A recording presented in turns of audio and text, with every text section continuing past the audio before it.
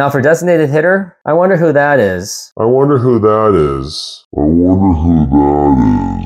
Welcome to this video. Now before I actually get started, you have probably seen me just completely criticize the living heck out of the Mariners in pretty much majority of the video. Now for this video, I'm going to reveal what I think are the best players from each position of the Seattle Mariners. Now this is a video I wanted to do for a very long time. I've talked about it with my friends, what I think is the best all-time Mariners lineup. And here it is. Here's my best opportunity to say it on this video. Now before I get started, please hit that like button, subscribe, and hit that notification bell. Now let's get started with the catcher. Now, this is probably a very easy choice, but some of you out there might be throwing it out that it was Mike Zunino. Some might think it's Cal Raleigh just because he got the Mariners in the playoffs. So don't get me wrong, Cal Raleigh is off to a great start in his career, and I hope he continues it. And after all, he did end the Mariners' playoff drought. The pitch from Acevedo. A drive deep to right field. Down the line. The Mariners win this game 2-1. The dream lives.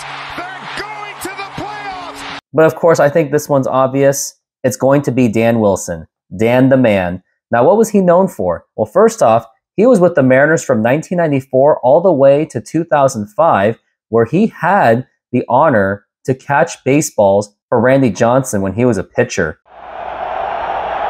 Now the left-hander ready. Branding iron hot.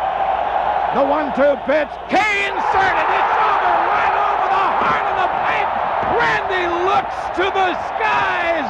He was brought into the Seattle Mariners off of the Mariners trading Brett Boone after the 1993 season. Dan Wilson was known for his excellent defense, his leadership with the pitching, and a little bit later in his career, going into 1995, he did show that he can provide some offense, and his prime was 1996 and 1997, where he hit 18 home runs in 96 and 15 home runs in 97, and he had an All-Star appearance in 1996. And the stretch. The 1-2 pitch to Dan on the way. Swung on and belted. Get out the rye bread and the mustard grandma. It is grand salami time. But however, the injuries did get to him eventually, and that's where age started to catch up to him as well, where he wasn't as productive on the offensive end. And two injuries of 1998 and 2000 didn't really help at all either. But overall, he is arguably one of the best catchers in baseball history with that glove. Now, the best highlight, I think, of Dan Wilson was this one. The 2-2 on the way to Dan Wilson, and a swing and a high fly ball belted deep to left center field, and get out the rye bread. No, get out the rye bread of the mustard grandma. It's going to be an inside the park home run. Wilson slides across safely by. Oh my! Now, why was this so significant? Because this was an inside the park grand slam home run. This wasn't just a grand slam home run. It was an inside the park grand slam. Other than that, the only thing I could see in the highlights was just him being a catcher, throwing guys out. Here's the stretch. Runner goes. Pitch on the way is high for a ball. Throw to second by Wilson, and it isn't done. Now, going into first base. Now, most of you are probably going to say John Olerud, as he is known for his amazing defense and his insane ability to get on base. And some of you earlier Mariner fans may think it's Alvin Davis, known as Mr. Mariner, as he was one of the first big stars to come up for the Seattle Mariners. But I'm going to go a little bit off on this one. I'm going to say it's Tino Martinez. Now, why? Now, his defense wasn't as great as John Olerud, but when it came to the bat, he was clutch. And that was eventually proven when he was with the New York Yankees, when he hit a grand slam home run in 1998 against the San Diego Padres in the World Series. Martinez down the right field line. Grand slam. And in 2001, where he hit the home run against Byung-Hyun Kim of the Arizona Diamondbacks to tie the game, sending it to extra innings. 1 on, 2 out. Martinez hits one to deep right center field. At the wall. Tie game. But even before that, he had a clutch moment in 1995 against the Oakland A's when they were going for that amazing run in 1995 in September, where the Mariners were behind and he hit a walk-off home run against Dennis Eckersley, one of the best closers in the game at the time. Here comes the pitch to Tino. Swung on and belted deep to right field. And that will be flying away. And the Mariners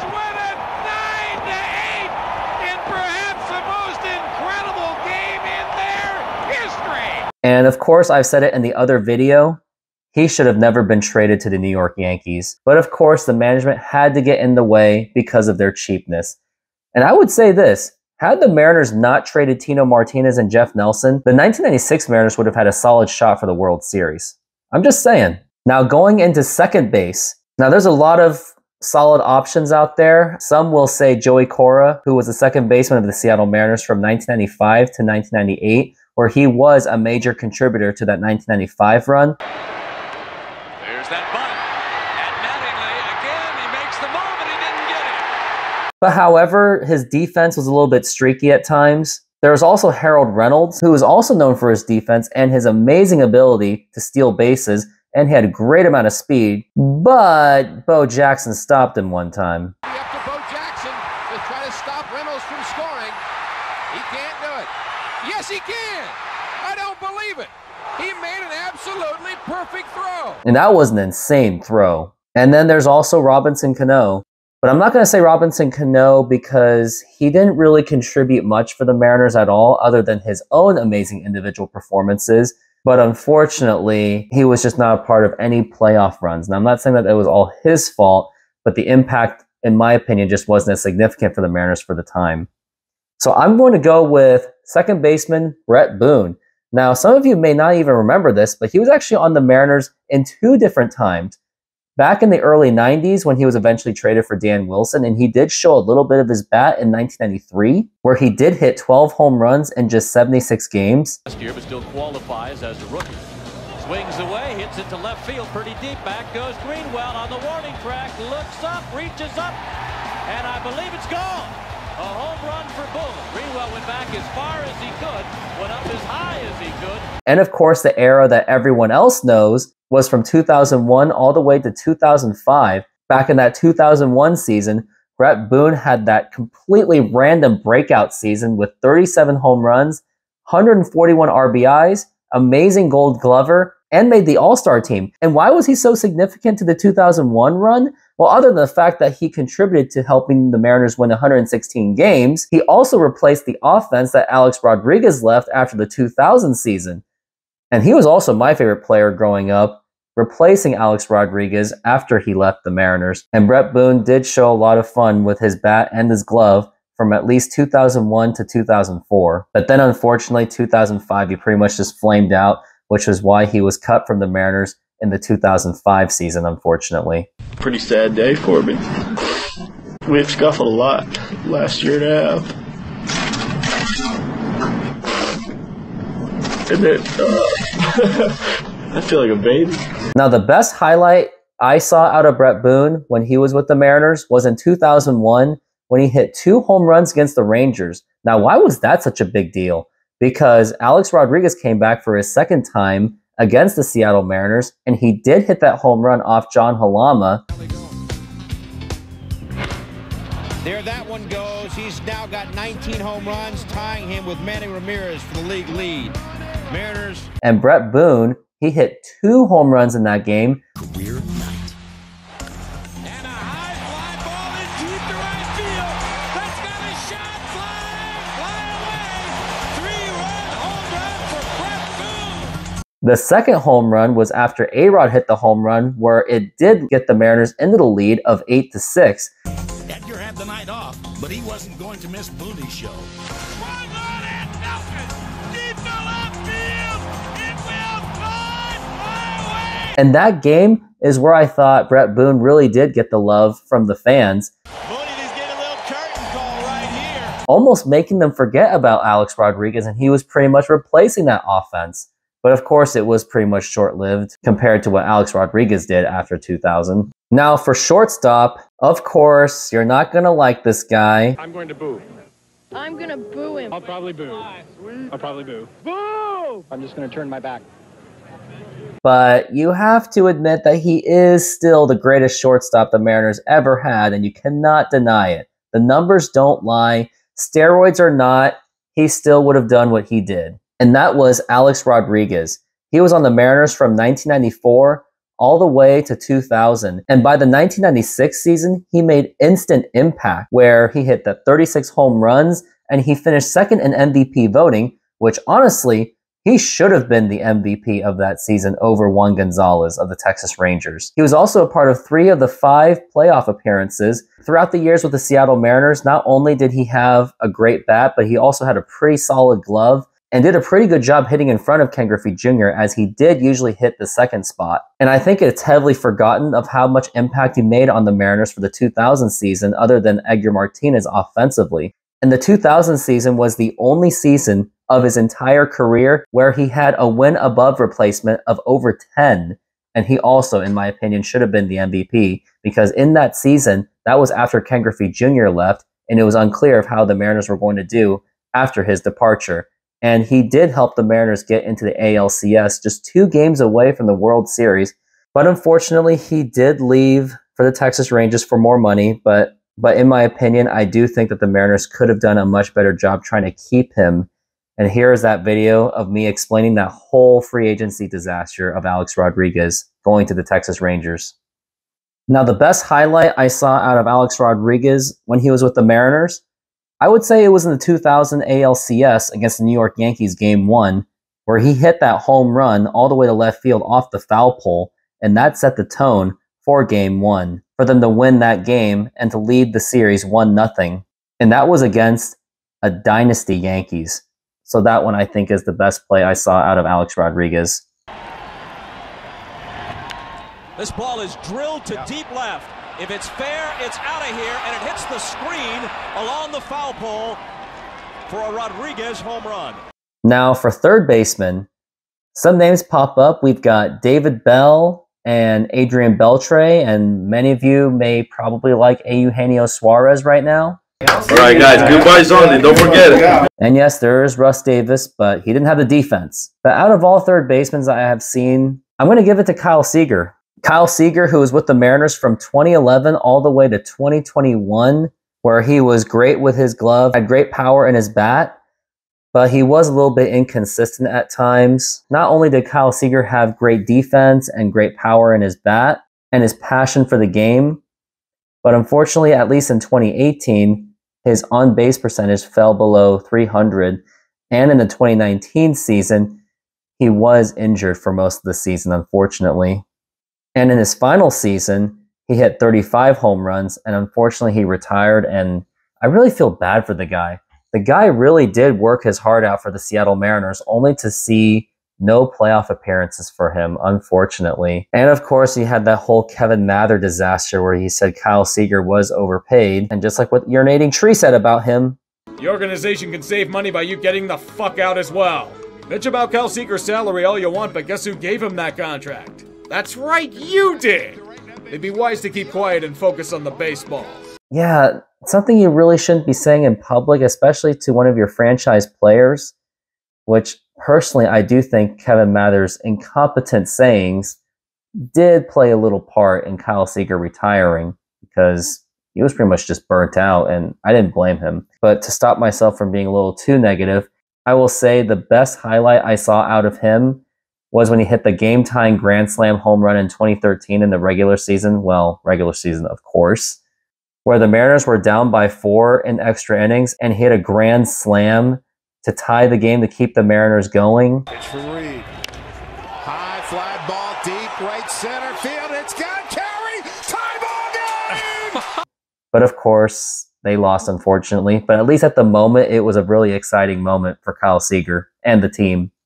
So overall, for third base, I'm putting Kyle Seager in there. And I still feel bad for Kyle Seager, not able to compete in the playoffs, along with Felix Hernandez, who also didn't get to compete in the playoffs either. Now, here are the outfielders. These are probably going to be the easiest decisions I have ever made. So here are the outfielders. I mean, they're pretty easy. You got Ichiro, Ken Griffey Jr., and Jay Buhner. Like, nothing can get any more easier than that. So for left field, I'm going to put Ichiro on there, even though he played mostly right field. But because you have Jay Buhner in the right field, I'd rather put him in right field because Ichiro can cover much more ground easily than Jay Buhner. But Ichiro, of course, what is he known for? Amazing ability to get on base, those 200 hits a year, stealing bases, defense, and that strong arm throwing people out. He was a big part of that 2001 team, winning 116 games after Alex Rodriguez left, and being a part of the great outfielding core with Mike Cameron at the time. And he was with the team from 2001 all the way to 2012 and had a little bit of a stint in 2018. Now, it's unfortunate, though, that Ichiro, he didn't get to enjoy almost any playoff appearances other than 2001, and he didn't see any playoffs until he got to the Yankees. And it was unfortunate how he was just in the middle of that whole management disaster where they got rid of Lou Piniella, Pat Gillick quit, Bill Bavasi was brought in, pretty much just tore the team apart, and the team just couldn't build anything around him or put any good supporting players for him or just any kind of a good team. And all you had was just a wasted career of Ichiro Suzuki with his 200 hits a year, consecutive All-Stars, and Gold Gloves, but not much of a playoff opportunity for him. Now, the best highlight I saw out of him, other than getting his 258th hit, where he still holds the Major League record, and of course, that happened in 2004, where the Mariners were just completely atrocious. And a ground ball back at the middle, and there it is. He's a new all-time hit king in Major League history, number 258. My, oh my! But I'm going to say the best play I saw out of him was when he threw out Terrence Long in 2001, which was one of his earlier highlights in his Mariners career, because that really did set the tone for his career with the Seattle Mariners. Ball away. Ground ball, base hit in the right field. Heading for third is Terrence Long. The throw by Ichiro. Beautiful. Peggy got him. Now here's center field. I mean, who else are you going to choose, right? Ken Griffey Jr., arguably one of the greatest baseball players of all time, was nearly a unanimous Hall of Famer, except 3 of those guys didn't vote for him. And I guess I will say they were just looking at his Cincinnati Reds portion of his career, and maybe one guy was looking at the fact that he ditched the Mariners in 2010. That night, Junior picks up a couple bottles of Mountain Dew, gets in his car, and drives east. He tells nobody.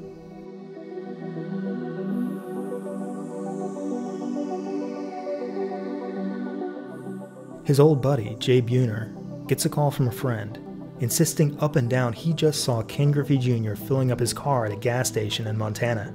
That's impossible. The Mariners have a game in Seattle today. But it's him. But do I really got to say much about Ken Griffey Jr.? His big impact bat, the first real superstar of the Mariners, his 1995 slide, 56 home runs in 2 seasons. Here comes the 3-0 pitch to Junior. He swings and a high fly ball belted. Green to the track, the wall. Amazing defense, ability to climb the wall to rob home runs away.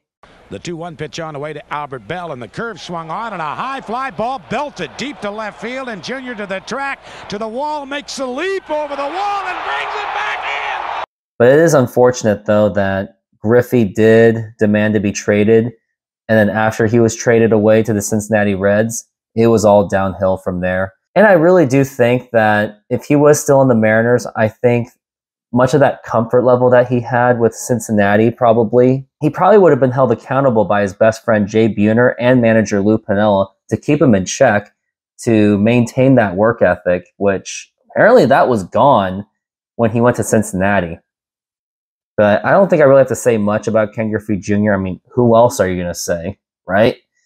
Ken Griffey Jr.'s best highlight that I saw, I'm going to say it's obviously when he ran all the way from first base to home plate in 1995 with the Edgar Martinez double. And then after that score where he beat the Yankees. The 0-1 pitch on the way to Edgar Martinez. Swung on and lined down the left field line for a base hit. Here comes Joy. Here's Junior to third base. They're going to wave him in. The throw to the plate will be late. He was all tackled by his teammates. We're going to play for the American League Championship. I don't believe it. Why was this so significant to him? Because someone did ask him if he would love to join the Yankees, and Ken Griffey Jr. said this.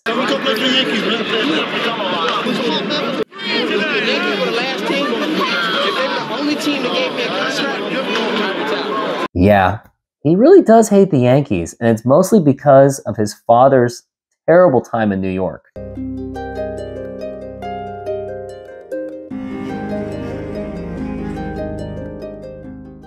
The instinct to go home can be overwhelming, but actually doing so is a different matter. It's 1986. The Yankees are a few innings into a game. Their left fielder, Ken Griffey Sr., is supposed to be there, but he's not. He's so miserable as a Yankee that he's decided to stay home across the river in Jersey and skip the game entirely. Now, right field, I'm going to give it to the Bone, of course, Jay Buhner, who was most known for his big power in his bat. You have it all the way up down the lineup. Buhner may have done it once again. A three-run bomb. The fact that he was part of the Ken Phelps trade, where the Mariners traded away Ken Phelps for Jay Buhner. What the hell did you trade Jay Buhner for? He had 30 home runs and over 100 RBIs last year. He's got a rocket for an arm. You don't know what the hell you're doing. He was also known for his rocket-throwing arm. Last 5 years. That's into right field. Get up. Buhner back. He makes the catch. He's got a gun. And they get him at first. And was part of several playoff appearances, 3 of them in 1995, 1997, and 2000. And he was best friends with Ken Griffey Jr., was a great emotional leader, and he had those Buhner Buzz Cut nights too. The third annual Buhner Buzz Cut Night once again invited fans to go bold, just like their hero Jay Buhner. So I'll put him in right field. Now, of course, the only knock on him was he just struck out way too much. And the best highlight I saw out of him was when he hit the 2 home runs against the Cleveland Indians in Game 3 of the American League Championship Series. The 2-2 to Buhner, and here's a drive to deep left, and he has rung Nagy up again. After that first home run, where the Mariners pretty much took the lead and Randy Johnson was taking care of business, there was a moment where he mistimed a fly ball and he let it drop over his head, which contributed to the Cleveland Indians tying the game. Espinosa struck out and singled. Right field Buhner a few steps back to the edge of the track. The ball really carrying, and it fooled him. Espinosa's heading for second, and he slowed up at first base. But fortunately, in the extra innings, he was able to redeem himself, where he did help the Mariners secure a 2-1 series lead. A drive to right center field. Ramirez going back, but all he can do is watch. It's gone for Buhner's second home run of the night. This one a 3-run shot. And of course, they lost 3 games in a row after that. It gets away. Heading home is Amaro. To third is Lofton. They have no play. And now here comes Lofton all the way. And he scores. But other than that, that was a great moment for Jay Buhner, where he got to redeem himself after an error, which really proves sometimes when there is great adversity, it's also about how you respond to it. Now for designated hitter, I wonder who that is. Yes, it's going to be Edgar Martinez. Now, he has a very interesting story about him. Now, I want you to check out this video that was made by someone else who well explained who Edgar Martinez really is. Now, when he started his career with the Mariners, he started as a third baseman, where he was at least an okay third baseman. Pull it back. Yep. Hot ground ball right to Martinez. Top. Triple play time. Reynolds to O'Brien. Triple play. My, oh my. The M's turn 3. But unfortunately, eventually the injuries got to him where he was forced to be the designated hitter.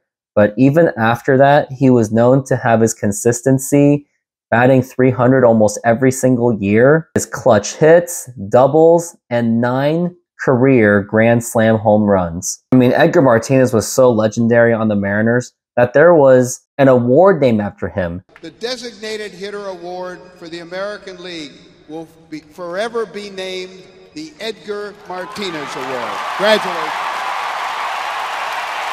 And I will say this, it was insane that it took that long to get him into the Hall of Fame. And of course, they're going to say because he was a designated hitter, but hey, they gave it to David Ortiz eventually anyway, and they were going to give it to him even after they wouldn't have given it to Edgar Martinez. And I will say the best moment of Edgar Martinez, now, I would say it's the double, but I already gave it to Ken Griffey Jr., so I'll give him the Grand Slam home run off of John Wetland in Game 4 against the Yankees. And not only did he hit that home run, he also hit a home run earlier in that game where the Mariners were down, but he hit that home run to give the Mariners some hope. Deep to left field, Edgar Martinez!